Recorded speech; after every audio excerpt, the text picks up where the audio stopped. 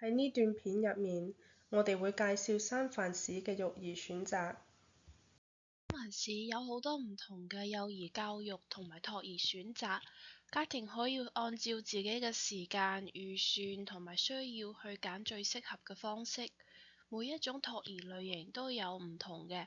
佢哋嘅環境、開放時間各有差異，未必一定接受某啲補助。如果你家庭符合補助資格，揾托兒機構嘅時候，最好要確認你揀嘅機構係咪接受你所獲得嘅補助。呢一頁你會揾到比較有可能接受或者提供托兒補助嘅持牌機構選擇。首先係托兒中心，呢啲係完全持牌嘅機構，通常喺學校或者商業大樓入邊。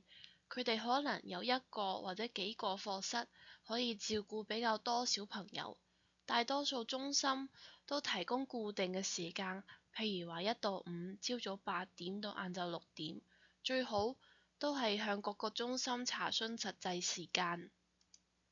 其次係家庭式托兒，呢啲同樣都係完全持牌嘅，但係喺屋企環境入邊提供服務，小朋友人數比較少，因為規模比較細，通常可以提供更個人化嘅照顧，亦都會容易支持，例如話戒尿片等需要。佢哋嘅時間更加彈性，譬如話清晨或者週末，不過你仍然都需要向嗰個提供者確認實際嘅時間。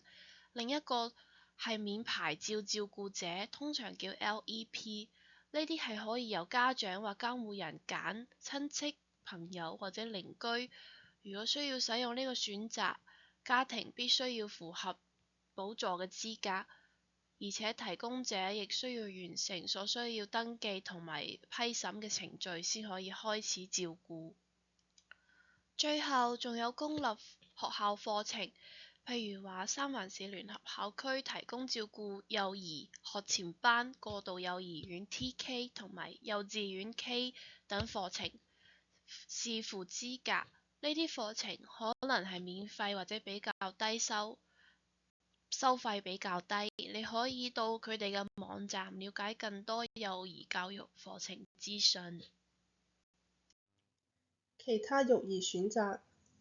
呢啲育兒選項唔接受育兒補助，不過視乎家庭嘅需要、預算同喜好，佢哋仍然可能係一個好嘅選擇。保姆會喺小朋友屋企照顧小朋友，照顧可以短期或者長期，而照顧者可能住喺屋企或者住喺其他地方。家庭喺揀保姆嗰陣，可以用 Trustline 嘅表境檢查服務。想知多啲，可以去個網站 trustline.org。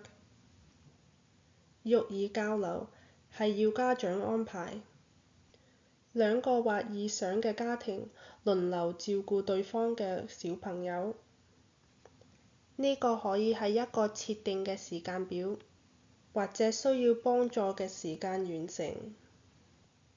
呢個選項對於有唔同時間表嘅家人、朋友或者鄰居嚟講好適合。如果想知更多資訊，請透過電話、電郵或者親身聯絡我哋個專員同推薦團隊。